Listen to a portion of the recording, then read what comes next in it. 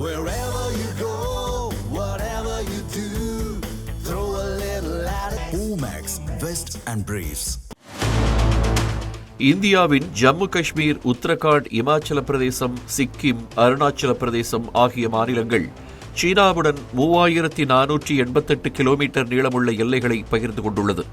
1962 மற்றும் 1967 ஆண்டுகளில் நடந்த போருக்கு பிறகு சீனாவுக்கும் இந்தியாவுக்கும் இடையே நேரடியாக போர் ஏற்படவில்லை என்றாலும் எல்லைகளில் அடிக்கடி போர் பதற்றங்கள் ஏற்பட்டுள்ளன.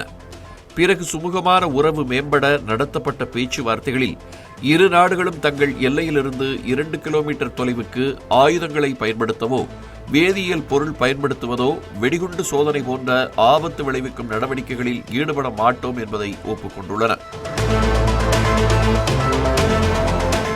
ஆனால் 2017 இந்தியா, பூட்டான், சீனா ஆகிய நாடுகளின் எல்லைகள் சந்திக்கக்கூடிய டோக்லாம் பகுதியில் சீனா தன் படைகளை குவித்தது.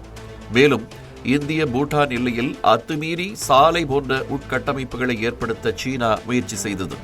சீனாவின் இந்த நடவடிக்கையை ஆபரேஷன் ஜூனியர் என்ற பெயரில் டோக்லாம் பகுதியில் 270 இந்திய துருப்புகள் முற்றுகையிட்டன.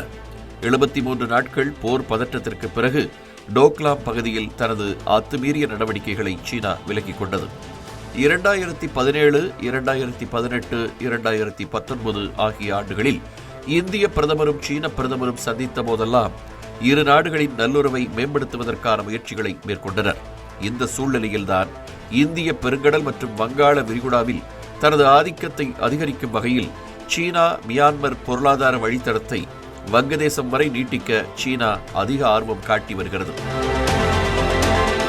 கடந்த ஜூன் மாதத்தில் சீனாவுக்கு சென்றிருந்த வங்கதேச பிரதமர் தாரிக் ரஹ்மானிடம் வங்கதேசம், மியான்மர் ஆகிய நாடுகளை இணைக்கும் புதிய multi model China Myanmar Bangladesh economic corridor வர்த்தக பொருளாதார வழித்தடத்தை சீனா முன்மொழிந்திருக்கிறது. சீனாவின் யுனான் மாகாணத்திலிருந்து தொடங்கி மியான்மர் வழியாக வங்கதேசத்தின் முக்கிய நகரங்களை இந்த வழித்தடம் இணைக்கும் என்றும், இத்திட்டத்தால் சம்பந்தப்பட்ட நாடுகளுக்கு இடையே மேம்பட்ட சாலைகள், ரயில்வே மற்றும் துறைமுகங்கள் ஆகியவை ஒருங்கிணைக்கப்பட்டு வர்த்தகத்தை விரைவாகவும் மலிவாகவும் கொண்டு செல்வதற்கு வழிவகை செய்யப்படும் என்றும் இந்த முன்மொழிவில் கூறப்பட்டிருக்கிறது. மியான்மர் உள்நாட்டு போரில் சிக்கியுள்ள நிலையில் பல ஆண்டுகளாக வங்கதேசம், சீனா, இந்தியா, மியான்மர் வழித்தட திட்டம் முடங்கியுள்ளது. மேலும் பாகிஸ்தானால் சட்டவிரோதமாக ஆக்கிரமிக்கப்பட்ட கில்கிட் பால்டிஸ்தான் வழியாக, சொல்லப்போனால் இந்திய பகுதியின் வழியாக மேற்கு சீனாவை பலுசிஸ்தானுடன் இணைக்கும் பாகிஸ்தான் சீனா பொருளாதார வழித்தடத்தை இந்தியா தொடர்ந்து எதிர்த்து வருகிறது. மேலும் பாகிஸ்தான் சட்டவிரோதமாக ஆக்கிரமிக்கப்பட்ட இந்திய பகுதி வழியாக சென்றதால் சீனாவின் பெல்ட் அண்ட் ரோடு திட்டத்தில் இந்தியா சேரவில்லை என்பது குறிப்பிடத்தக்கது.